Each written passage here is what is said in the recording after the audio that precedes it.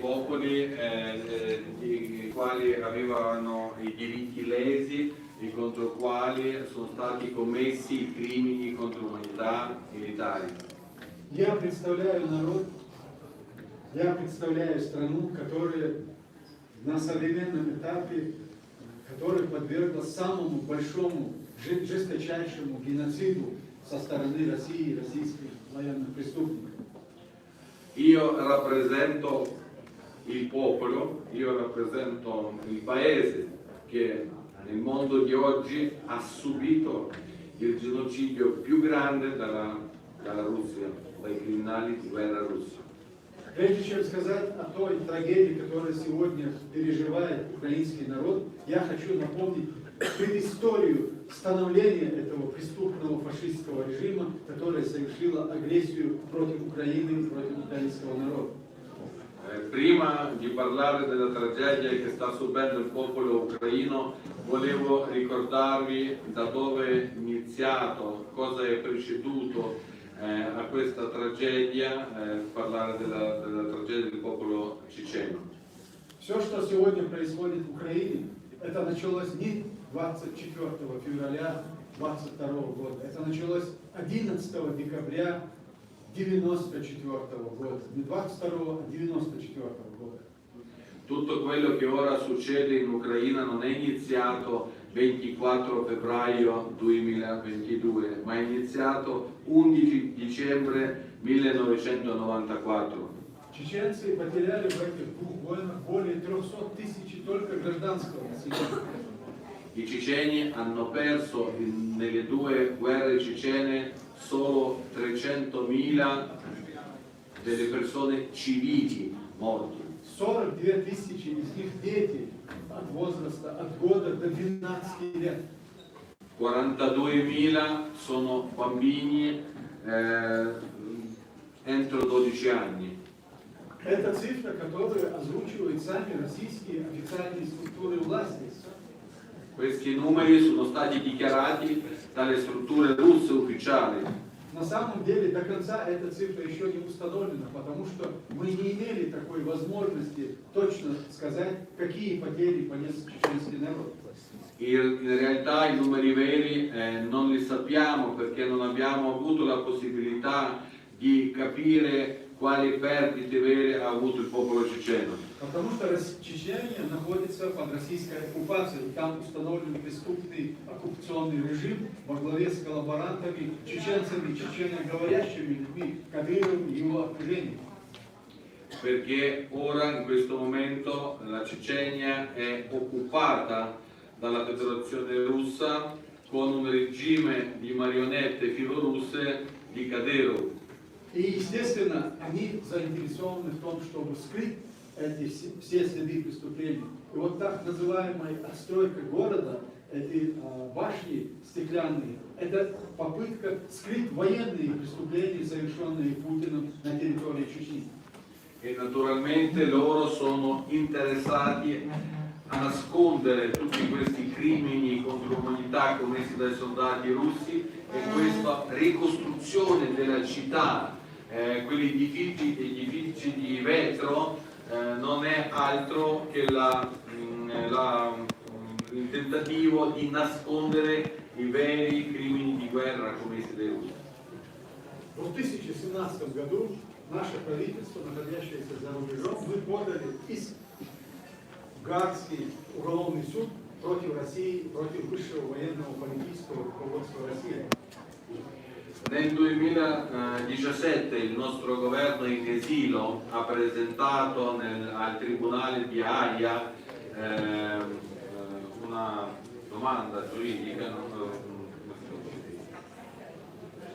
ha presentato una causa denunciando contro la Russia di Putin.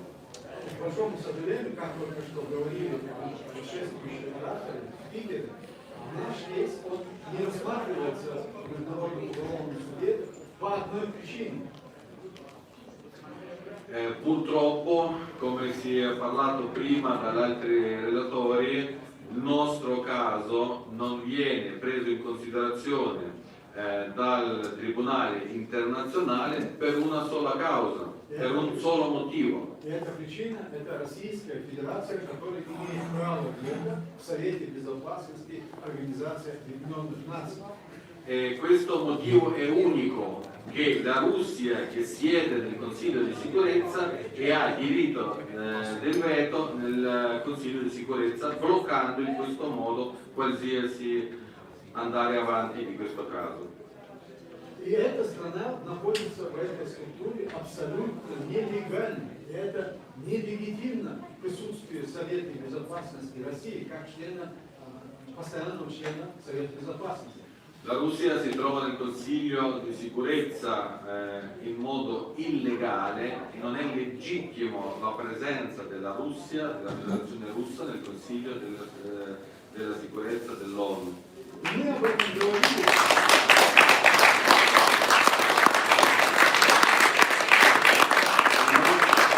Noi abbiamo sempre detto questo.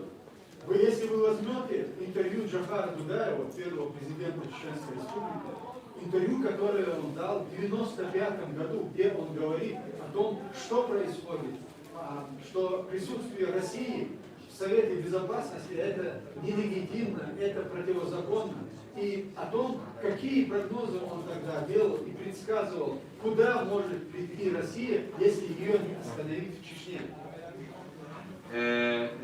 Quando vedete una intervista di Djokhar Dudaev, primo presidente ceceno, che lui ha rilasciato questa intervista nel 1995, già all'epoca lui ha denunciato la presenza della Russia nel Consiglio di sicurezza delle Nazioni Unite come illegittima, raccontando di quello che stava succedendo in Cecenia, e aveva già fatto le prospettive dove il mondo può arrivare se la Russia non verrà fermata in Cecenia. К сожалению, нас тогда мир не услышал. Мир оставил нас один на один с этим монстром. Purtroppo non siamo stati uditi dal mondo, non siamo stati ascoltati e siamo stati lasciati uno contro un mostro. Убийство чеченского народа цинично назвали внутренним делом России. Lo sterminio del popolo ceceno hanno chiamato in modo cinico la cosa interna della Russia. И как следствие этого попустительства международного сообщества сегодня мы имеем проблему в Молдове, Украине, Грузии и сегодня снова в Украине.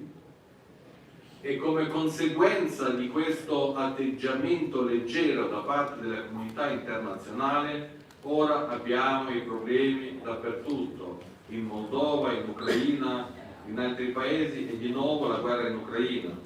И что примечательно, сегодня, когда представитель Украины, Организации Объединенных Наций, начал задавать вопросы о том, кто принимал Российскую Федерацию, Организацию Объединенных Наций, там не нашлось ни одного человека, который поднял бы руку и сказал, мы голосовали. То есть ни одна страна не голосовала ни за включение России, Российскую Федерацию, Организации Объединенных Наций, ни включение ее постоянным членом Совета Безопасности ООН России, присутствие России.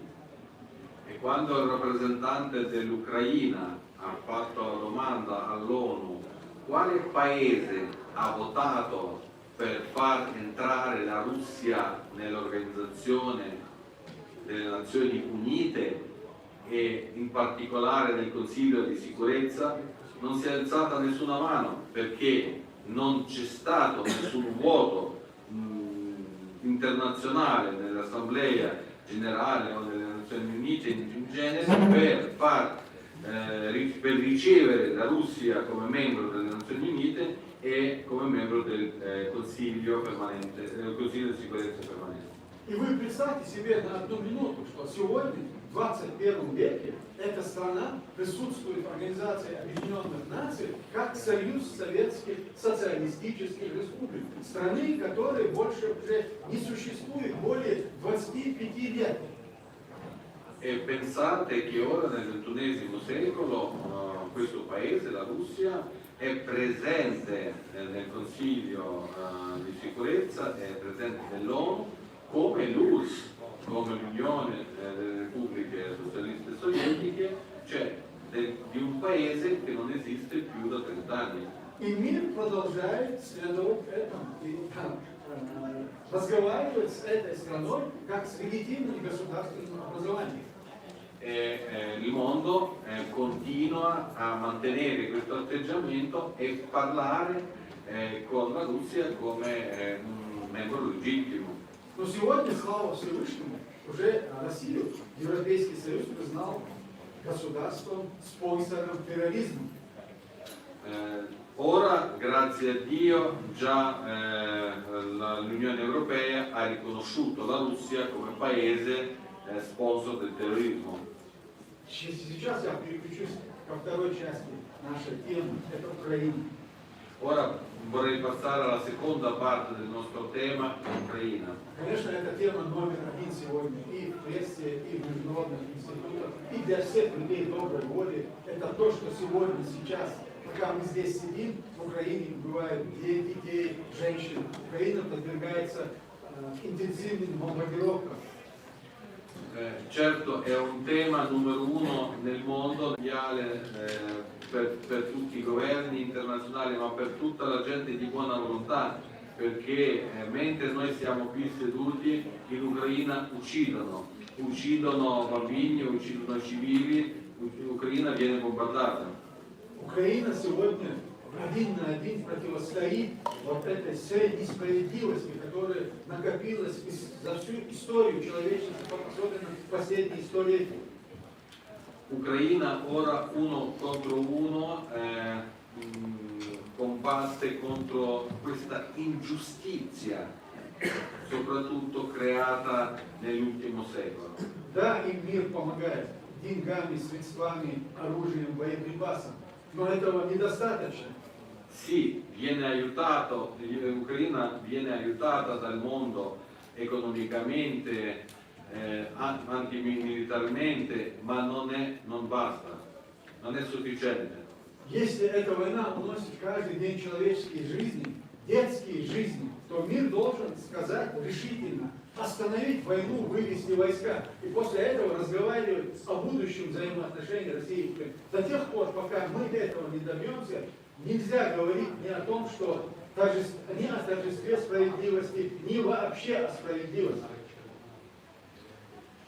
Finché in Ucraina continuano a morire le persone, non siamo riusciti ad avere nessuna giustizia, nessun mondo con la giustizia, perché finché muoiono in Ucraina il mondo deve dire basta, fermatevi, uscite fuori dall'Ucraina e poi ne parliamo. И только в этом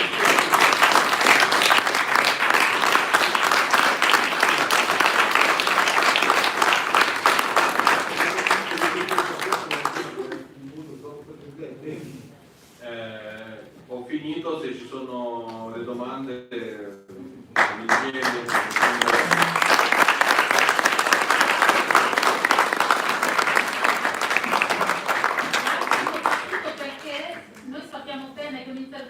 Questo è un unicum non solo nel nostro congresso ma proprio nel nostro paese. Gli organi di informazione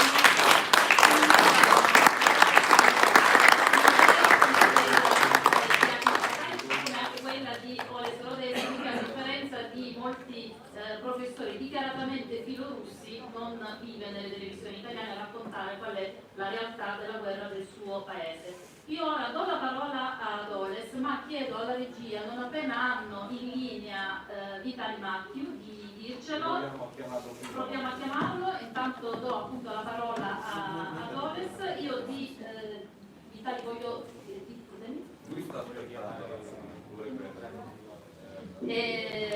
il caso di Vitaly Matthew noi l'abbiamo seguito dall'inizio, in realtà dal giorno dell'uccisione di Andrea Rocchetti e Andrei Mironov, per un motivo banale. Noi radicali conoscevamo, io personalmente conoscevo Andrei Mironov, che era un compagno radicale.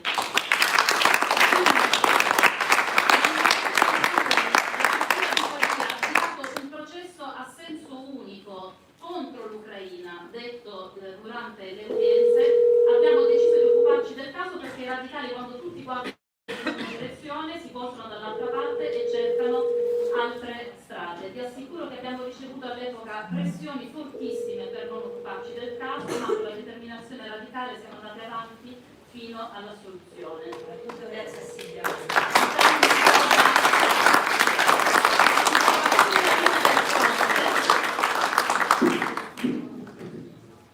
Sì, con i radicali italiani e la comunità ucraina cioè contro noi erano tutti, e noi abbiamo detto da subito: Vitaly Markiv non è un criminale. Vitaly Markiv, che è partito come volontario vivendo in Italia, andando a difendere la democrazia in Ucraina, è un eroe e non ha nulla a che vedere con la morte né di Andrei Mironov né di Andrea Rochelli.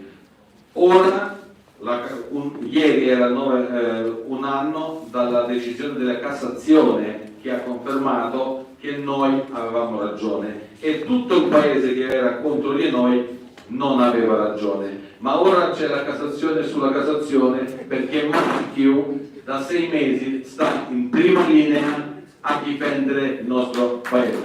Grazie. Ora volevamo sentirlo proprio dalla linea del fronte.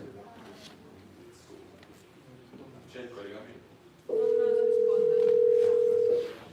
Sta proprio sulla linea di fronte dove magari può mancare il collegamento, però.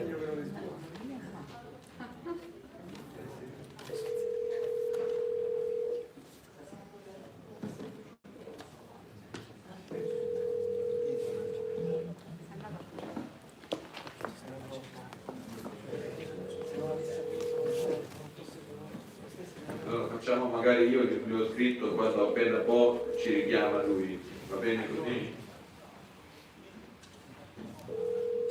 Ma vedo che non ha proprio.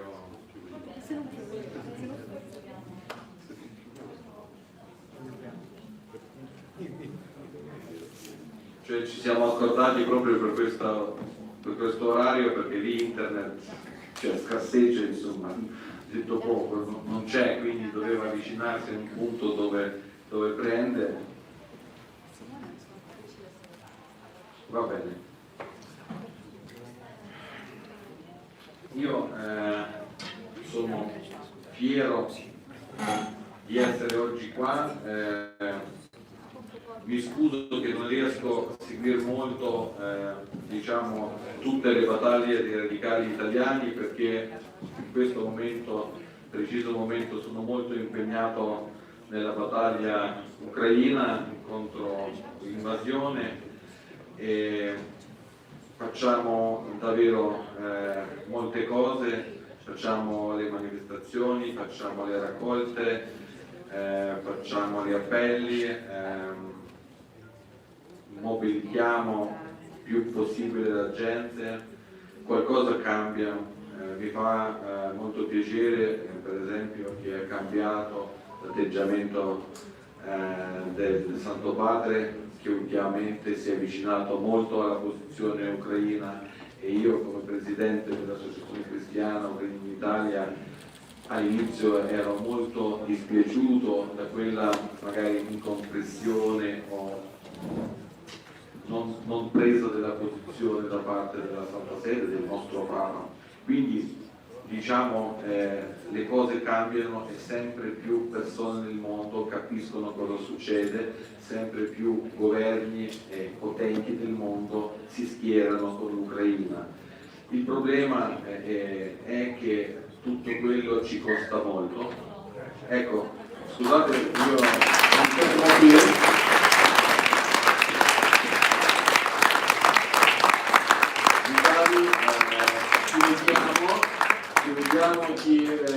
Ci sentiamo, siamo qui al congresso dei radicali italiani e ti diamo il benvenuto. Buongiorno, però io non vi vedo, non vedo niente.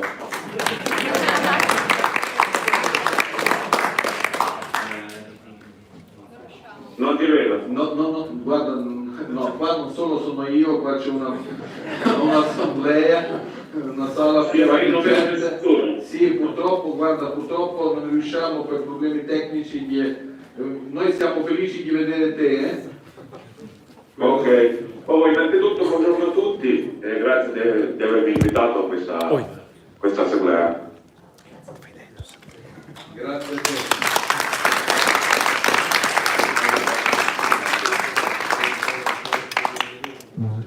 Raccontaci un po' dove sei, cosa fai, la situazione che succede. Beh, insomma, io sono di nuovo in servizio della Guardia Nazionale, insomma, ho ripreso la mia attività, che la più importante è la difesa della mia patria da questa invasione russa. La direzione, per motivi di sicurezza e motivi, diciamo, militari e operativi, non ve lo posso dire, l'unica cosa che posso dire è che sono nel Donbass. Di preciso non ve lo posso dire perché è un'informazione riservata. Comprensibile, comprensibile. E la situazione in generale lì com'è in Donbass?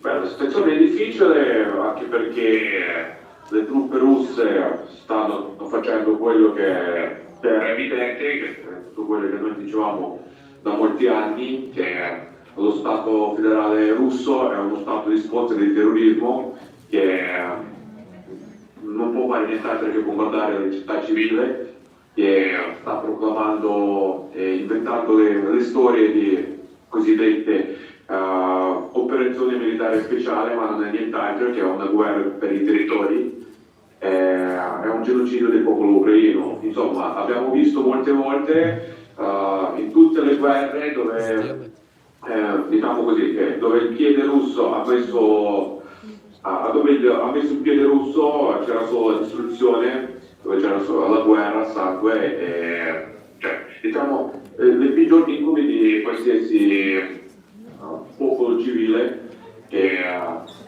bisogno di vivere un suo proprio sogno di democrazia.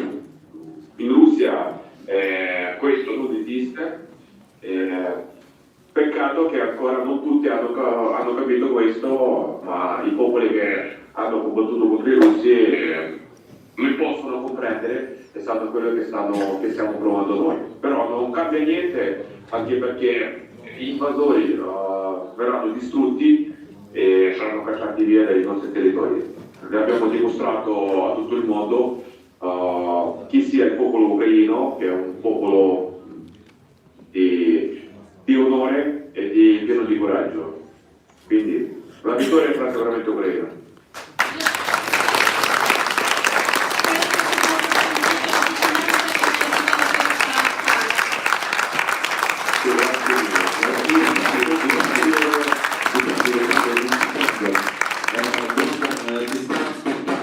Il congresso di quel unico partito italiano che dal momento del tuo fermo in Italia e dalle prime accuse rivolte a te ha sempre detto che il tuo processo non è giusto e che tu sei innocente.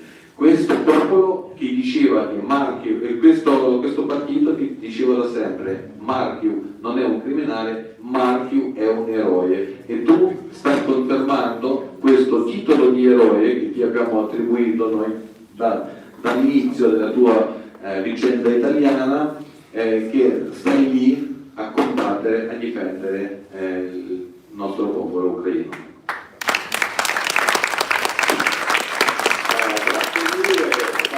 Voglio cogliere occasioni e voglio ringraziare soprattutto al Partito Radicale che ha combattuto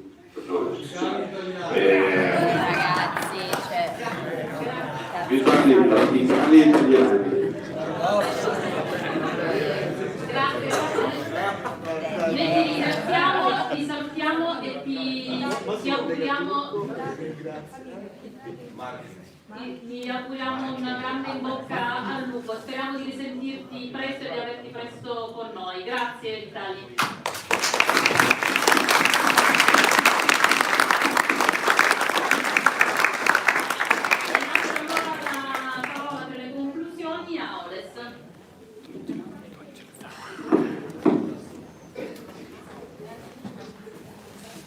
Io lo è Vitali Marchio e come lo sono tutti gli ucraini, che alla fine Ucraina vincerà, perché non si tratta di Ucraina-Russia e di due nazioni, ma si tratta del giusto e dell'ingiusto, dell'aggressore e dell'aggredito, e sicuramente noi ucraini faremo di tutto per difenderci e alla fine vinceremo. Ma per questo abbiamo bisogno di tre cose, perché la vittoria dell'Ucraina non è solo dell'Ucraina ma della civiltà umana, perché abbiamo già visto tutti i fake che non durano più di tanto, tutti i fake raccontati dai russi, che siamo un unico popolo, che non esiste Ucraina, non esiste un ucraino, non esiste la lingua, che verranno accolti con i fiori e così avanti. Tutti i fake non ci sono più. 9 mesi di una resistenza fortissima che ha messo in ginocchio Putin. Sì, lui, per la debolezza bombarda civili, perché non può fare altro, sta perdendo sul campo. Però per avvicinare la pace abbiamo bisogno di tre cose: appoggiare la resistenza ucraina, soprattutto con le armi, perché non è giusto quando noi da 9 mesi chiediamo ministri antiarmi per difendere le nostre città, e non abbiamo ancora questi missili. Pensate, stanno arrivando solo ora i primi, ma quante città venivano risparmiate se questi missili fossero arrivate 9 mesi fa? Quante vite umane sarebbero risparmiate? Seconda cosa, le sanzioni.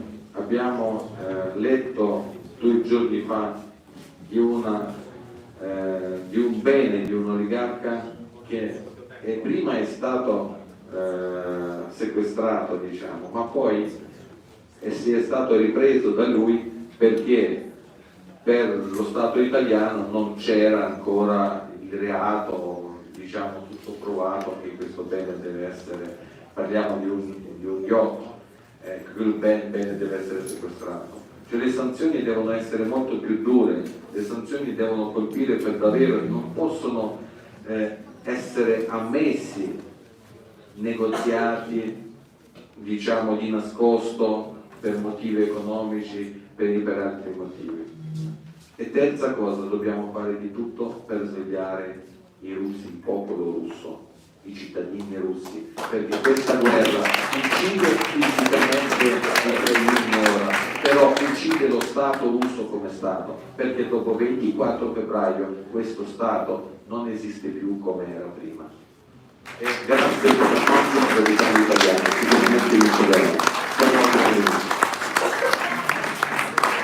Allora adesso tutti insieme, noi che siamo qui, facciamo una foto con i nostri ospiti e il nostro striscione in all'aria, ricordando che la guerra all'Ucraina è guerra all'Europa e tutti insieme dobbiamo occuparcene. Grazie ancora per aver assistito al nostro panel, grazie ai nostri ospiti, in particolare Vitali Marchi che sarà giunto dal fronte. Venite tutti qui e chiudiamo questa mattinata di lavori nel migliore dei modi.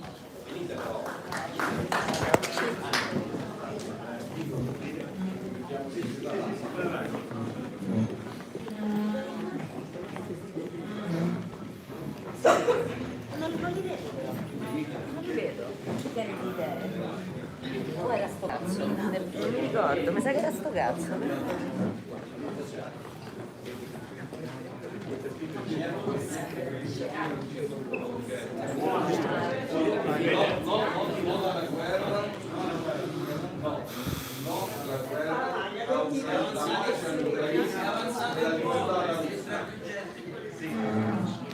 Andiamo un po' più avanti,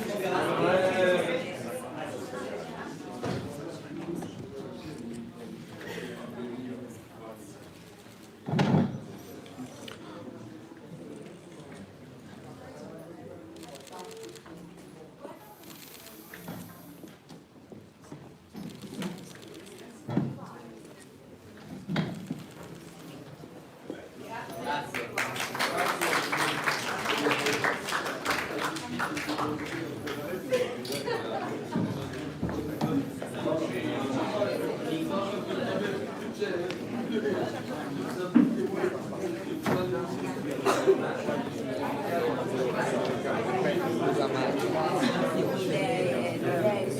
Sull'Ucraina, però dice Tutto, no? Ma va bene che l'hai portato.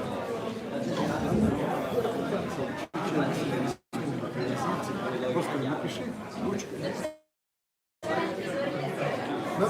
Чечня оккупация, да? Давайте. Лучший. Давайте я на русском.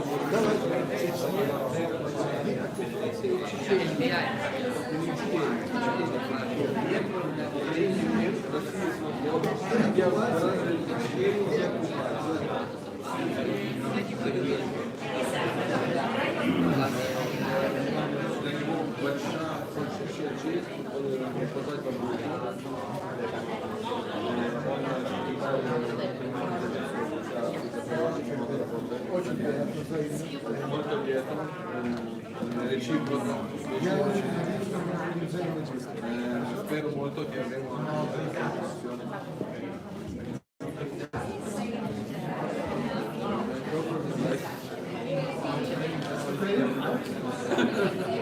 Слава Україні! Слава Україні!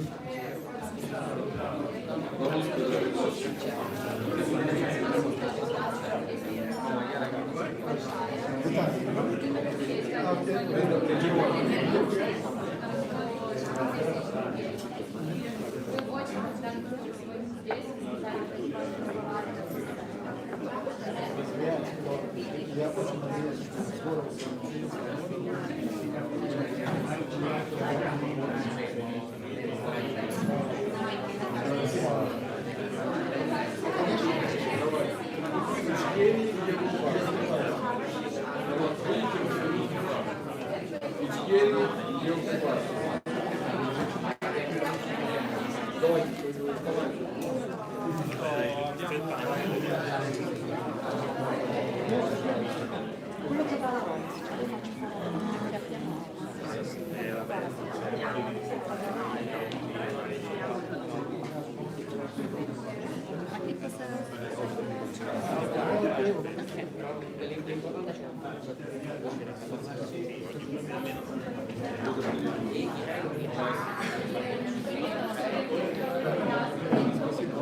Alle 15 puntuali ricominciamo che interverrà Maiorino, candidato alla presidenza della Lombardia, quindi puntuali alle 15 in sala. Grazie.